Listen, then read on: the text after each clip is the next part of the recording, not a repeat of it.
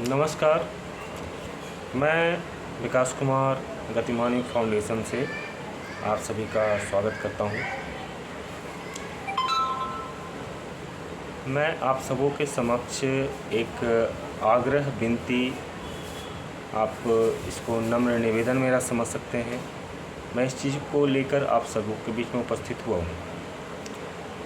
बात दरअसल ऐसी है कि हमारे पास एक जनता की अपील आई है और जनता की अपील भारतीय सेना के 226 मैदानी तोपखाना रेजिमेंट के जवानों एवं उनके पीड़ित परिजनों के तरफ से भेजा गया है, जिन्होंने भारतीय न्यायपालिका और जो आपके लोकतंत्र हैं, इन सबों से बहुत ज़्यादा दुखी होकर, नाराज़ होकर उन्होंने अपील की है आप सबों के बीच में। और ये जन अपील है। जन अपील इसलिए है कि उस सब्जेक्ट का नाम ही है जनता का अपील।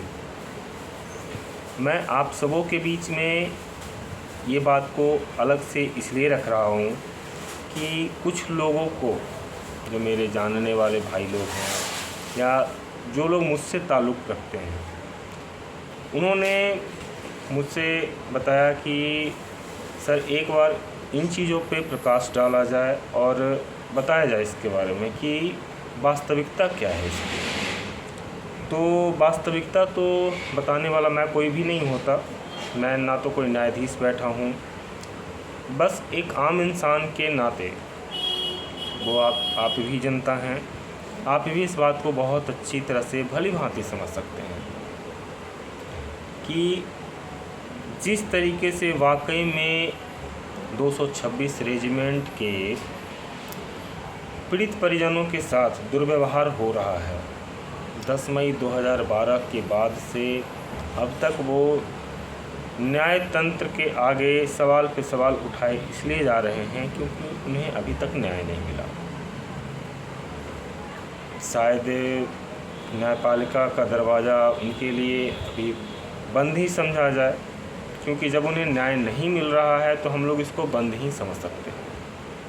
दूसरी चीज़ कि मेरे पास, ख़ास करके मेरे संस्था में जो मेरा गतिमानी फाउंडेशन है, उसमें इन पीड़ित जवानों के परिजनों के द्वारा आवेदन के माध्यम से अपनी अपनी जो इनकी समस्याएं हैं उन्होंने रखा और आग्रह किया कि हमें न्याय दिलवाने में मदद करें। तो न्याय दिलवाने के उद्देश्य से मैं इनके जो जितने भी जवानों ने हमारे पास आवेदन भेजे थे, इन सभी के घरों पे व्यक्तिगत रूप से जाके मैंने जानकारी ली। बाकायदा मैंने उसकी वीडियो रिकॉर्डिंग भी की, क्योंकि जो इन्होंने लिखा मुझे आवेदन में, उसकी सत्यता की जांच करनी अति आवश्यकता थी हमारे लिए कि भाई इतनी बड़ी मामले को ये लोग इस तरह से बता रहे हैं, क्या वास्तविकता क्या है आखिर इसकी। क्योंकि भारतीय सेना हमारे देश की एक सम्माननीय संस्था है और जो भी जवान, चाहे वो तपती रेगिस्तान की जो धूप है, जो इंसान की चमड़ियों, तो क्या मैं आपको इतना ज़रूर विश्वास दिला सकता हूँ कि उस रेगिस्तान में एक मामूली सा इंसान सिर्फ 10 मिनट के लिए खड़ा हो जाए तो मुझे ऐसा नहीं लगता कि उसे डिहाइड्रेशन या वो बेहोश होने से भी बच सकता है, क्योंकि बहुत ज़्यादा टेम्परेचर रहता है। और आप ऐसा महसूस कर सकते हैं कि हमने जो वो भूजा भूनने वाले लोग होते हैं, जो चावल वगैरह का, जो अनाजों के उनको जो भूंज के निकालते हैं बालू वगैरह में, तो उन बालुओं को कभी अपने हाथों में ऐसे उठा के देखिए, वो महसूस हो जाएगा कि रेगिस्तान में लोग कैसे खड़े होकर अपनी ड्यूटी को देते हैं। ये तो हो गई गर्मियों की बात। अब आ जाइए सियाचिन, वो बर्फीला इलाका जहाँ तक हड्डियाँ तक इंसान की ठिठुर जाती हैं। -40-50 डिग्री टेम्परेचर से भी ज़्यादा होता होगा वहाँ पे। वहाँ पे हमारे जवान 6-6 महीना बिना अपने परिवार से मिले, बिना अपनी यूनिट से मिले, बस दिन रात वो हमारे लिए खड़े रहते हैं। क्यों खड़े रहते हैं? ताकि उनका जो परिवार, जो उन्होंने ये जिम्मेवारी उनके कंधों पे सौंप के उनको भेजा है कि तुम भाई भारत माँ के बेटे हो और हमारे देश के वो नागरिक जो चैन सुकून से सो सके, तुम उनके लिए जाके उस सीमा पे सुरक्षा करो और अपने देश को बाहरी मुसीबतों से बचाओ। तो जो दिन रात हमारे लिए इतनी संघर्ष कर रहे हैं, हमारे लिए मेहनत कर रहे हैं, और आज के समय में इन्हीं में से कुछ जवानों को आज़ादी के पहले, मैंने सुना था और मैंने पढ़ा भी है, आज़ादी से पहले मंगल पांडे के ऊपर सैनिक विद्रोह का मामला लगा था। सोचने वाली बात है। इस आज़ादी के बाद पहली दफ़ा ऐसा मुझे सुनने के लिए मिला जो 168 जवानों को कोर्ट मार्शल करके सेना से निकाल दिया गया। अब सेना से निकाल देने के बाद तो भाई इसकी न्यायपालिका ही जांच कर सकते हैं कि इसकी कितनी सत्यता थी, लेकिन जानकारी जब पूरी तरह इन्होंने मुझे सबूत समेत दिखाए तो मुझे पता पड़ा कि वास्तविकता तो ये है कि इनके साथ में वाकई में गलत हुआ, और इनको न्याय दिलवाने के लिए या जो भी इनके साथ समस्याएं हैं, उन समस्याओं से इनको लड़ने के लिए बन पड़े तो आप सब लोग आके साथ में खड़े हो जाएं। हम भी इनके साथ में आके खड़े हैं। अभी जनता की अपील जो इन्होंने मुझे भेजा है उसमें आप सभी से आग्रह किया है। उन्होंने न्यायपालिका से भी कुछ सवालात किए हुए हैं, जिसका मुझे ऐसा लगता है कि जिसका सवाल का जवाब किसी के पास नहीं होगा। वो इसलिए मैं बोल रहा हूँ क्योंकि जिन चीज़ों को मैं सामने से देख के आया हूँ उनके घरों में, आप समझ सकते हैं कि 15 साल, 20 साल, 25 साल और 32 साल सेना में नौकरी करने के बाद यदि आपको कोई पैसा ना दिया जाए, आपको बिना कोई कागज़ दिए, बिना कोई पहचान पत्र दिए हुए आपको वापस भेज दिया जाता है कोर्ट मार्शल करके, देश सैनिक विद्रोह का मुकदमा लगता है, देशद्रोह समझ सकते हैं इसको। तो आपके परिजनों के ऊपर एवं आपके ऊपर समाज में क्या बीतेगा? मुझे तो ऐसा लगता है कि समाज में जो गूंगे होते हैं ना, वो भी बहुत लंबी जुबान खोलते हैं ऐसे सीन आ जाने के बाद, क्योंकि सामने वालों को मौका चाहिए बोलने के लिए और हमारे पास कहने के लिए कुछ भी नहीं है। अब आप समझ सकते हैं कि आपके पास कोई कागजात नहीं है कि आप अपने आप को सेवानिवृत्त बता सकें या सैनिक बता सकें, कोई पहचान पत्र भी नहीं है आपके पास, तो क्या आप बेलदारी करेंगे? अपने लिए मजदूरी ही करेंगे ना, सिर पे ईंटें उठाएंगे और किसी का घर बनाने में आप अपना योगदान देंगे। इससे आपको चाहे 10,000 मिल जाए, चाहे 5,000 महीने का मिल जाए, जिससे आप अपने घर का भरण पोषण कर सकें, अपने बीवी बाल बच्चों का पेट पाल सकें। यदि माता पिता जीवित हैं तो माता पिता की भी सेवा उसी में हो जाए। यदि घर में बेटी बड़ी हो गई है तो शादी के लिए भी उसी से खर्चे बचा के निकालने हैं आपको। यदि बच्चे हाई स्टैंडर्ड में पहले पढ़ रहे थे, अब तो उनको बस उन्हीं चीज़ों पर निर्भर रहेगा जो आप उनको देंगे। और गलती से कोई विकट परिस्थिति घर में आ गई, कोई बीमार पड़ गया, तो फिर भगवान भरोसे, है ना। इन चीज़ों के बाद आप यदि हिम्मत जुटा पाएंगे अपने आप को न्यायपालिका के पास लाने की, तो बहुत बड़ी बात होगी। तो मुझे ऐसा लगता है कि हम सभी को इनके लिए आगे आना होगा। इस जनता की अपील में 4 जवानों के व्हाट्सएप नंबर, गूगल पे नंबर एवं उसमें फ़ोन पे नंबर भी उपलब्ध करवाए गए हैं। यदि आप लोग यदि आपको ऐसा लगता है तो मेरा एक आग्रह समझें, एक मेरा रिक्वेस्ट समझें, यदि आपको ऐसा लगता है तो कि हमें इन जवानों के लिए वाकई में कुछ करना चाहिए,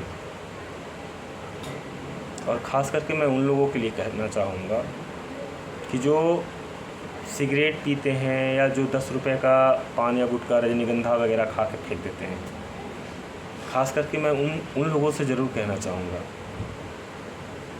कि रोड पे थूकने या फूंक देने में समझदारी तो है ही, पर आपका एक जो रजनीगंधा या जो भी आप सिगरेट वगैरह लेते हैं उसको एक कम कर देंगे ना, तो आपका दिया हुआ एक 10 रुपया इन जवानों के घरों में खुशहाली की रोशनी ला सकती है। मैं पूरे देश से अपील कर रहा हूँ, मैं व्यक्तिगत किसी को नहीं बोल रहा हूँ, क्योंकि आज के समय में हमें उनकी ज़रूरत है और उन्हें हमारी। दूसरी चीज़ कि बहुत सारे ऐसे जवानों को मैंने देखा है जो कई तो अपने माता पिता को खो चुके हैं इस उम्मीद में कि काश उनके पास पैसा होता या काश उन्हें न्याय मिल जाता तो अपने माता पिता की सही इलाज करवा के उनको बचा सकते।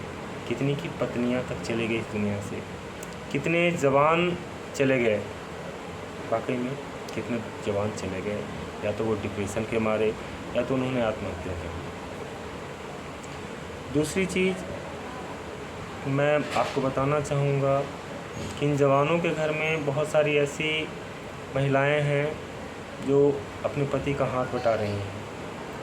थैला होता है ना, थैले की सिलाई कर करके कई घरों में मैंने देखा है कि 2 गाय हैं उनके पास में, और उस गाय का गोबर निकाल के उसको दूध को भी बेचती हैं और उस गोबर को सुखा के उसके उपले को भी बेचती हैं। इसी से उनके पूरे परिवार का खर्चा चलता है। कई लोगों को एक तो अपने पिता को लीवर ट्रांसप्लांट करवाने के लिए बहुत बेबस हैं, बहुत मजबूर हैं वो लोग। एक अपने बच्चे के हार्ट में शायद उनका छेद है उनके बच्चे को, और उसकी ट्रीटमेंट करवाने के लिए उनके पास पर्याप्त राशि नहीं हो पा रही है। अब सोच पाएँ आप लोग कि ये लोगों के पास में हिम्मत बचेगी क्या कि वो अपने लिए न्याय पाने के लिए लड़ सकें। जिन्होंने आपको देश सेवा के लिए भेजा, आज उन्हीं लोगों को शर्मसार करके घर में अपने आप को वहाँ पे पाना बहुत ही जिल्लत भरी ज़िंदगी होती है। दर्दनाक से भी यदि कुछ ज़्यादा शब्द होते हैं इन चीज़ों के लिए, तो महसूस किया जा सकता है कि उनके साथ कैसा फील हो रहा होगा। आप सभी से मेरा नम्र निवेदन है, हाथ जोड़ के मेरा निवेदन है कि आगे आएं, और जिनके पास जैसा भी माध्यम बन पड़ता हो, बन पड़े तो प्लीज़ मदद करें आप इनकी। क्योंकि एक चीज़ मैंने फेस किया है इस दुनिया में, बहुत सारे लोगों के मुंह से मैंने सुना है कि अपने काम से काम रखो, अपने आप से मतलब रखो। मैं ख़ास करके उन लोगों के लिए एक बात ज़रूर बोलना चाहूँगा, छोटी सी बात है। ये फॉर्मूला ऐसा ही चलता रहा ना, तो आप जिस पर्सन से बोल रहे हो या जो पर्सन के मुंह से ये शब्द निकल रहा है कि अपने आप से मतलब रखो, अपने काम से काम रखो, अपने बच्चों को भी यही सीख दे रहे हैं लोग। कल के डेट में आपको 4 कंधे देने के लिए भी कोई आपके पास खड़ा नहीं मिलेगा, क्योंकि सब आपके ही रूल को फॉलो कर रहे होंगे। सबको अपने आप से मतलब है। आप शमशान जाओ या ना जाओ, उसको क्या मतलब है? फिर कहाँ ले जा रहे हो समाज को? आज ज़रूरत है अपने आप को संभालने की, अपने परिवार को संभालने की, अपने बच्चों को अच्छे संस्कार देने की। यदि हम समाज में रह रहे हैं तो एकत्रित और एकजुट होके ही रह सकते हैं। बहुत सारे लोगों को देखा मैंने पॉलिटिक्स वगैरह करते हुए, लेकिन कभी किसी ने इन लोगों के बारे में जो जवान हैं पीड़ित, इन जवानों के बारे में कभी नहीं किसी के मुँह से मैंने सुना। कोई भी खुल के आगे नहीं आया। शायद इनके परिजनों ने 2018 में दिल्ली जंतर मंतर पे धरना भी दिया था। आखिर सरकार या न्यायपालिका क्यों नहीं संज्ञान लेना चाहती भाई? क्या हमारा न्याय तंत्र जो है इतना कमज़ोर हो गया है या बेबस है? हमारे गोरे अंग्रेज़ तो चले गए भारत छोड़ के, लेकिन उनकी जो सोच समझ और संस्कृति आज भी है, जो लोगों की मानसिकता को गुलाम किए बैठी है, वो आज भी इस देश को वही सोच शक्ति चला रही है जो अंग्रेज चलाते थे। अपनी वाणी को मैं विराम देना चाहता हूँ। मेरी शब्दों को चाहे जिस तरीके से आप लें, समझें, सोचें, लेकिन मैं इतना ज़रूर कहना चाहूँगा आपसे कि बन पड़े तो किसी अच्छे कर्म में अपना योगदान ज़रूर दें। वो आपको कहीं न कहीं से आपके जीवन में वापस आके ज़रूर मिलना है। मैं कोई समाज सुधारक नहीं हूँ, मैं भी एक आपकी तरह एक आम इंसान हूँ। मुझे वाकई में बुरा लगा, आपको भी लगना चाहिए, और हम कोशिश कर रहे हैं कि हम धीरे धीरे सब लोगों को जोड़ के एक साथ रखें।